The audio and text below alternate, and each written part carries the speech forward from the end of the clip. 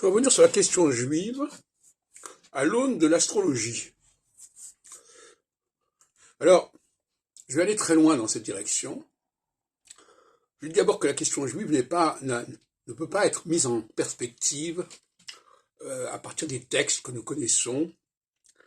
Elle est mise en perspective par l'histoire, et non pas par les textes qui sont très discutables et discutés.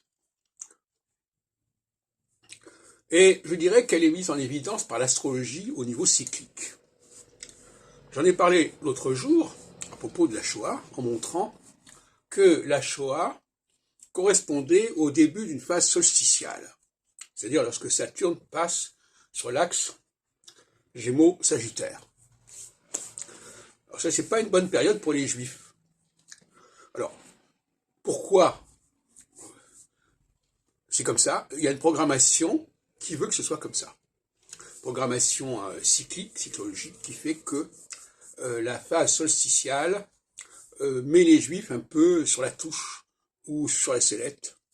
En tout cas, c'est un mauvais moment pour eux, à la fois collectivement, mais à la fois individuellement.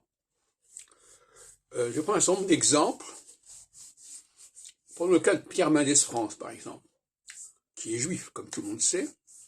Eh bien, en 54-55, il est président du Conseil, très apprécié, et en 56, il est écarté. Or, comme par hasard, en 56, on est passé en phase solsticiale. Voilà un exemple parmi bien d'autres qu'on pourrait multiplier. Et à titre personnel aussi, bien sûr. Par exemple, en 99, je passe ma thèse d'État, où je traite de Nostradamus, entre autres, et en 2003, je ne suis pas invité au colloque sur Nostradamus à la Bibliothèque nationale, et je ne suis pas, voilà, donc et puis par la suite, je ne suis pas non plus retenu comme candidat en 2002 pour la chaire de les courants ésotériques qu'occupait Antoine Fèvre.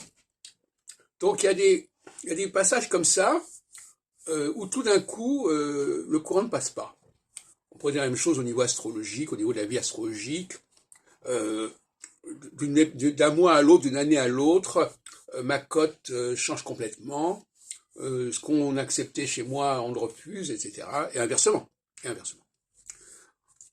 Il faudrait aussi parler, bien entendu, de l'histoire d'Israël, parce que en 1947, nous sommes encore avec un Saturne en phase solsticiale, ce qui montre bien toute l'ambiguïté de ce qui s'est passé à l'Assemblée générale de l'ONU.